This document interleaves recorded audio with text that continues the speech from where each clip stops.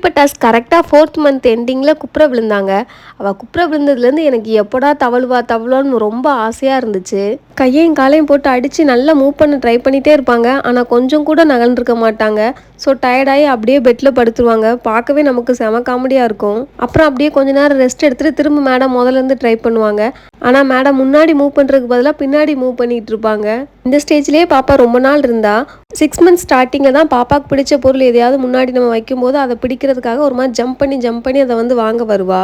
அதனால் டெய்லியுமே நானும் எங்கள் அம்மாவும் அவளுக்கு பிடிச்ச டாய்ஸு இல்லைன்னா ஏதாவது ஸ்நாக்ஸை வந்து முன்னாடி வச்சு அவளை மோட்டிவேட் பண்ணிகிட்ருப்போம்.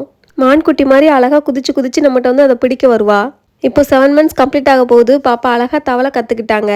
தவளை ஆரம்பிச்சதுக்கப்புறம் மேடம் ஒரு இடத்துல நம்ம போட்டுட்டு ஒரு வேலை செய்ய முடியல. ஹாலில் அப்போ தான் போட்டுட்டு வந்த மாதிரி இருக்குது. அதுக்குள்ளே பின்னாடியே தவண்டுக்கிட்டே வந்து கிச்சனில் நமக்கு ஹாய் சொல்லிட்டு இருக்காங்க மேடம். நல்லா பாய் விரித்து கீழே படுக்க வச்சதுக்கப்புறம் தான் பாப்பா ஸ்பீடாக தவள ஆரம்பித்தாங்க. உங்கள் வீட்டு குட்டீஸும் சீக்கிரமாக தவளணும்னு நீங்கள் நினச்சிங்கன்னா நல்லா பாய் விரித்து கீழே நல்லா படுக்க வைங்க. சீக்கிரமாகவே தவளை பழகிடுவாங்க.